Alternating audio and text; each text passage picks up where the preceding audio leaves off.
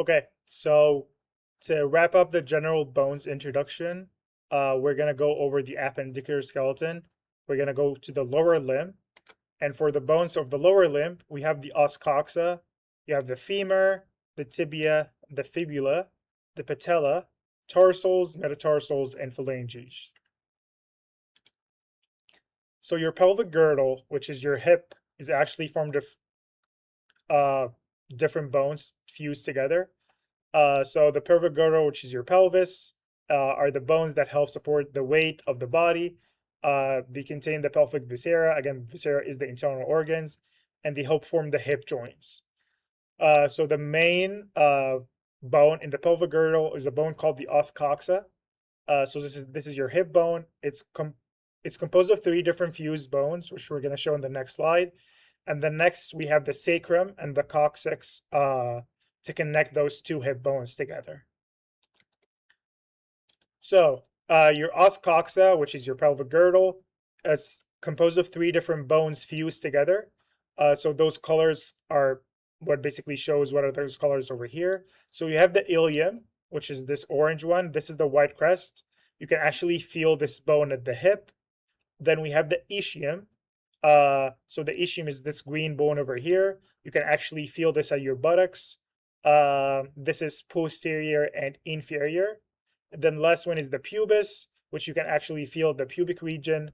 This is the anterior crest, which is this one in pink over here. So those three bones together are fused. The ilium, the ischium, and the pubis, all those three bones together form the os coxa, which is your hip bone. If you go down to the femur, you have one of the really strong, famous long bones called the femur bone, which is part of the femoral region. So it has two joints. One joint articulates with the os coxa, so it connects to your hips at the hip joint. The other connection is articulates with the patella. So your patella is your knee. So over here, this articulation right here, this connects to the knee. It also connects to the tibia and the fibula at the knee joint. So your tibia and the fibula are the two bones that are formed after the femur. Those two bones form your the lower part of your leg. So this is your kneecap, your patella. It's a sesamoid bone that articulates with the femur on the anterior side. It serves as a fulcrum. A fulcrum is basically a point which allows the muscle to apply force to be able to extend the leg. So we call this the fulcrum. And again, this is the definition of what a fulcrum is. It's a point where muscles can apply force to be able to extend the leg. So this would be the anterior view. This would be the posterior view. Again, the patella connects to the femur. And then also those two bones, the tibia and the fibula, those also are located on the lower leg. So the tibia is located in the anterior and medial side of the lower leg. The fibula is located on the lateral side of the lower leg. And it's really difficult to palpate. So if you feel a bone below your knee, this is the tibia. You can't really feel the fibula. But still, you have two bones there. The tibia and the fibula both articulate with each other at 2 points. Same thing as the radius on the ulna. They connect at a proximal and a distal, and between those two bones, we have the interosseous membrane. So now we're going to be going over the tarsals. So the tarsals collectively form the ankle bones. We have 7 total. Again, we have a mnemonic for this. So we have the talus, which is over here. This is the most proximal. Next, we have the calcaneus. It's inferior and distal to the talus bone. Next, we have the navicular, which is over here, your navicular bone. Next, we have 3 bones. We have medial, intermediate, and lateral cuneiform. So we have lateral cuneiform above here, and then medial.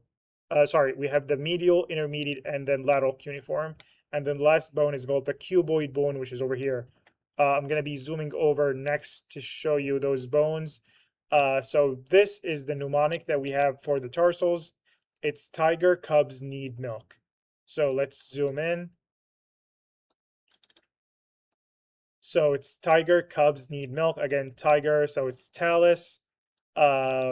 cubs, C is calcaneus, need, N is navicular, milk is 4, so we have the medial cuneiform over here, and then we have the I, which is intermediate cuneiform, and then last one we have the lateral cuneiform, and then C, which is milk, the less, it's not a K, it's a C, it's just cuboid, which is this bone over here.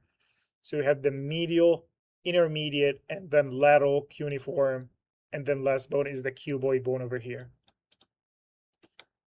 So those 7 bones over here collectively form the ankle bones. And then if you move up, so again, we have the tarsals. So next we have the metatarsals. So those are the foot bones. Again, meta means beyond. So it's beyond the tarsals. We have 5 total. Same thing with the thing that we saw for our fingers, the digits. We also have 5 here. So the big toe is actually called the hallux. So we have metatarsal 1, which is going to be the big toe, the hallux, and then metatarsal 2, 3, 4, 5, all the way to the pinky toe. This is going to be metatarsal 5. Again, it has to be labeled in Roman, so it has to go 1 through 5. So again, hallux would be metatarsal 1, and then metatarsal 5 would be your pinky. Lastly would be your phalanges. Same thing with your thumb.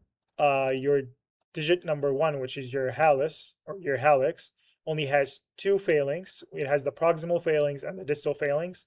It does not have a middle phalanx. So the other digits going 2, 3, 4, 5 have a proximal phalanx, middle phalanx, and a distal phalanx. And again, the numbers would correspond to the number of a metatarsal. If it's metatarsal 4, then this would be proximal phalanx 4. Same thing for the middle and distal. So again, if we just zoom in quick over here, you'll see that the big toe is missing the middle phalanx. It has only the proximal phalanx and the distal phalanx, but all other 4 digits have a proximal, a middle, and a distal phalanx.